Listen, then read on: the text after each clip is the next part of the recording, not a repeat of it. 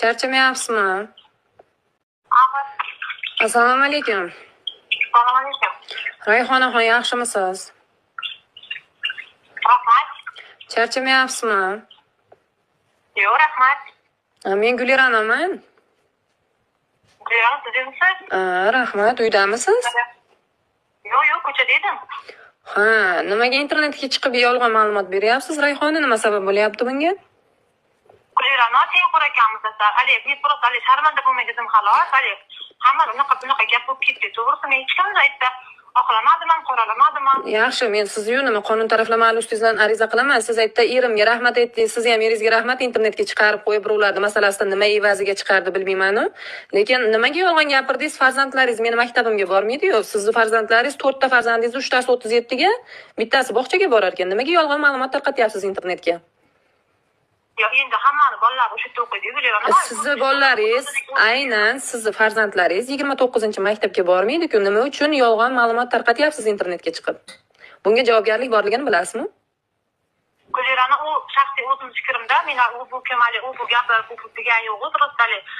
O'zim shaxsiy fikrimni bildirdim xolos. O'quvchilar bor, masalan, o'zini hamma juda yo'q, sizni xohlasangiz videoyingizni hozir povtor o'zingizga tashlab beraman. Siz shaxsiy fikr bildirmagansiz. Yerda shaxsiy fikr qisman bor.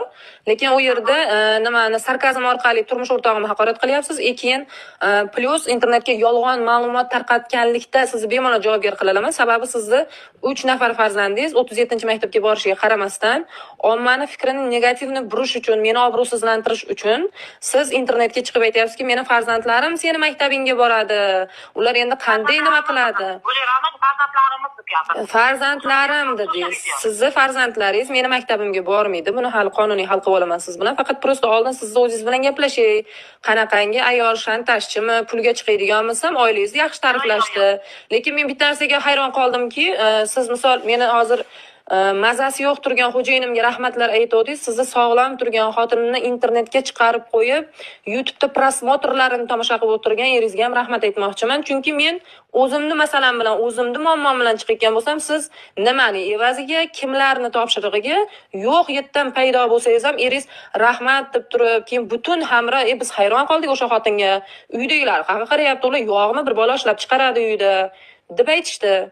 Shu uchun siz bilan oldin gaplashib olayapman. Sizni ham eringizga rahmat kattakon. Shunchalik sizda umuman aloqasi yo'q odam uchun fikr bildirib YouTube'ga chiqishingizga ruxsat bergani uchun sizni eringizga boshim katta rahmat. Lekin siz bilan hali nimada ko'rishamiz, ustingizdan bugun ariza qilaman. Oldin